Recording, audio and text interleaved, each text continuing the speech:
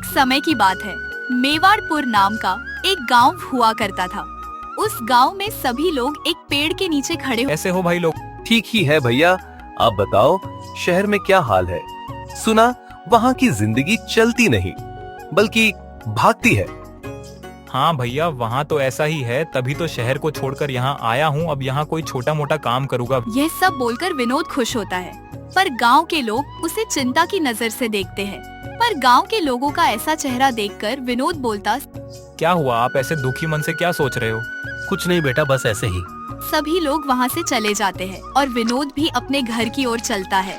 विनोद गुनगुनाते हुए चलता जाता है, पर उसे लगता है उसका कोई काला साया पीछा कर रहा है। कौन कौन? विनोद पीछे मुड़कर देखता है। यहाँ तो कोई नहीं है। विनोद यह बोलकर आगे चलता है। फिर से उसे लगता है कोई उसका पीछा कर रहा है। लगता है कोई मेरा पीछा कर रहा, जल्दी जल्दी चलता हूँ। विनोद अपने कदम जल्दी जल्दी बढ़ाता है और कोई काला साया उसका तेजी से पीछा कर रहा होता। मुझे लगता कोई है जो मेरे पीछे है। लगता है मुझे भागना पड़ेगा। विनोद भागते भागते गिर जाता है। तभी उसे एक बूढ़ा आदमी मिलता है। क्या हुआ बेटा? इतनी रात को तुम क्यों भाग रहे हो? और तुम डरे हुए भी लग रहे हो। कोई दिक्कत है क्या? बाबा, मेरा कोई काला साया पीछा कर रहा है। लगता है वो काला साया मुझे मार देगा। विनोद पीछे मुड़कर देखता, कोई नहीं होता है। अभी तो था काला साया, लाल आंखें, बड़े बड़े हाथ पर। अभी तो यहाँ कोई नहीं। बेटा कहीं ऐसा तो नहीं था? बूढ़ा आदमी इतना बोलता है और वो खुद काले साये में बदल जाता है। विनोद यह सब देख डर जाता है और वह वहाँ से भाग जाता है और बचाओ बचाओ चिल्लाता है। अगले दिन सुबह विनोद अपने घर में बुखार में पड़ा होता है और कुछ गांव के लोग उसके घर पर आते हैं। क्या हुआ मगन भाई? विनोद की ये हालत कैसे हुई? सभी लोग उस काले साये की बात कर रहे होते हैं। तभी विनोद सपने में बड़बड़ाता है। यह सब देखकर विनोद के पिता मगन चिंता में रहते हैं। पता नहीं आखिर कब हमारा गांव उस काले भूतिया साये से पीछा छुड़ा पाएंगे। रात का समय हो जाता है। मगन अपने घर में देखता है विनोद गायब है। मगन आसपास के लोगों से पूछता है, पर किसी को भी विनोद के बारे में कुछ पता नहीं था। यह सब देखकर मगन बहुत चिंतित हो जाता है। हे भगवान, मेरा बेटा कहाँ गया? पता नहीं किस हाल में होगा।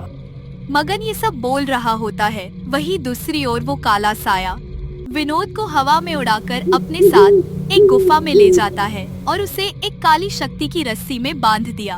और थोड़ी देर में विनोद को होश आता और वो खुद को इस हाल में देखकर दुखी होता है और वो सामने खड़े काले साये से पूछता है, आखिर तुम हो कौन और मुझे यहाँ क्यों लाए हो? हाँ, मैं तुझे यहाँ क्यों लाया हूँ? क्या तुझे पता नहीं तुम्हारा पूरा का पूरा गाँव मेरे काले साये के अंदर जकड़ा हुआ है? काले साये में जकड़ा है? पर क्यों? मैं लोगों की आत्मा को छुड़ाता हूँ, इससे मेरी शक्तियाँ बहुत बढ़ती है। धीरे धीरे करके इस पूरे गांव के लोगों की, सभी लोगों की मैं आत्माएं चुरा लूंगा, जिससे मैं संसार में सबसे ज्यादा ताकतवर जीव बन जाऊंगा। इतना बोलकर काले साये वाले पिशाच हंसता है और अगले दिन विनोद के पिता मगन गांव वालों के सामने अपने बेटे के लिए रोते हैं और सभी लोग विनोद के पिता को धीरज देते हैं। पता नहीं मेरा बेटा किस हाल में होगा, कुछ खाया पिया होगा या नहीं। काका आप रोइए मत, भगवान कोई रास्ता जरूर खोलेगा। ऐसा बोलकर नैनसुख मगन काका को धीरज बांधता है।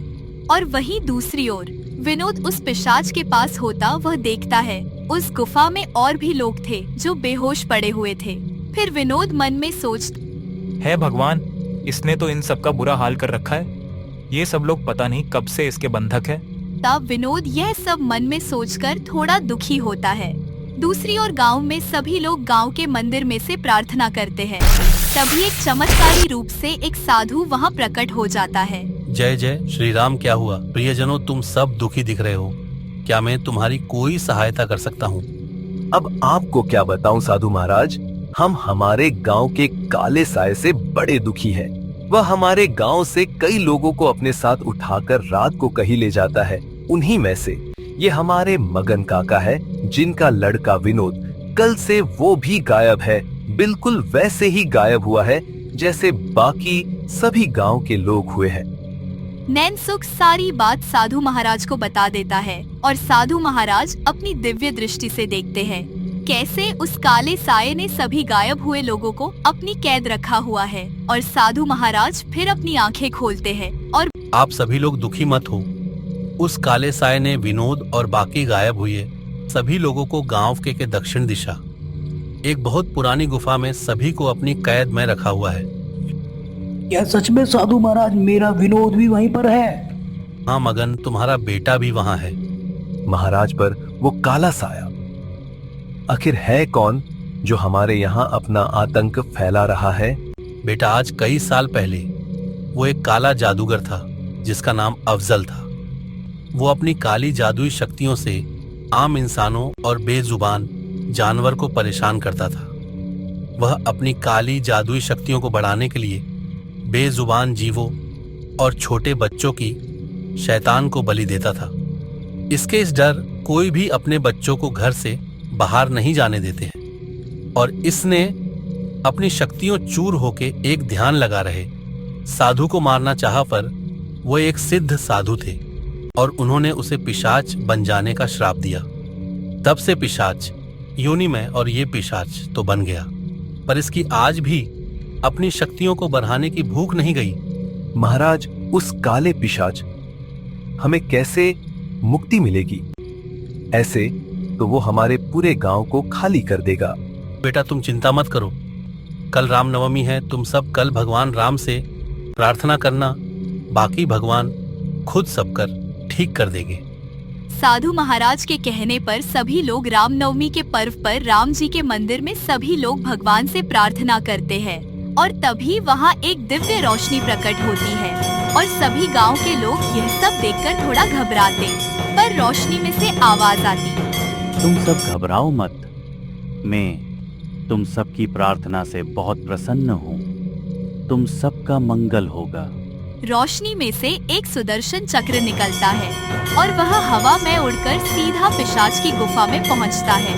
और सुदर्शन चक्र की रोशनी से वह पिशाच जलकर भस्म हो जाता है और सभी बेहोश लोग होश में आ जाते हैं और विनोद सहित सभी लोग अपने घर लौट जाते हैं।